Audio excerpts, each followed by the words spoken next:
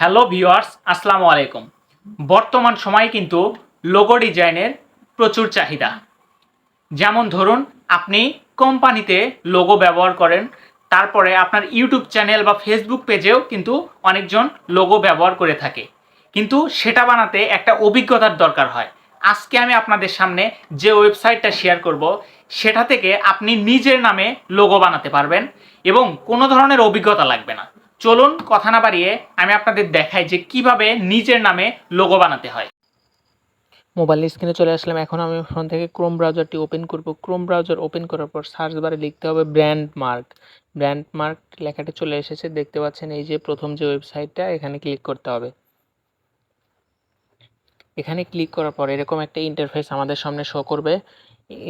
নিচের দিকে scroll down করলে এই যে ক্রিয়েট মাই লোগো, এখানে ক্লিক করতে হবে। এখানে ক্লিক করার পর এরকম একটা ইন্টারফেস শো করবে।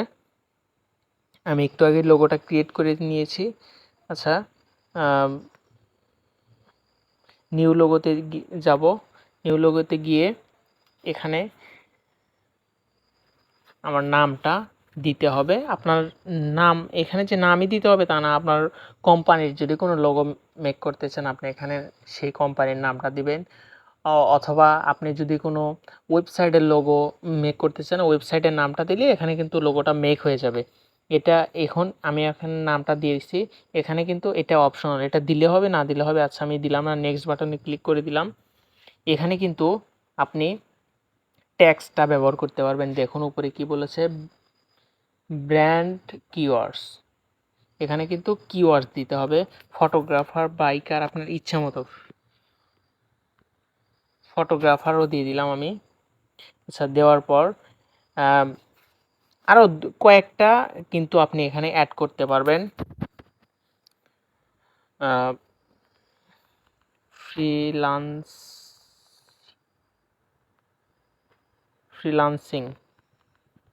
ফ্রিল্যান্সিংটা অ্যাড করে দিলাম। ইন্টার বাটনে অ্যাড করে দিলাম। দেওয়ার পর এই যে নেক্সট যে বাটনটা দেখতে পাচ্ছেন, এখানে ক্লিক করতে হবে।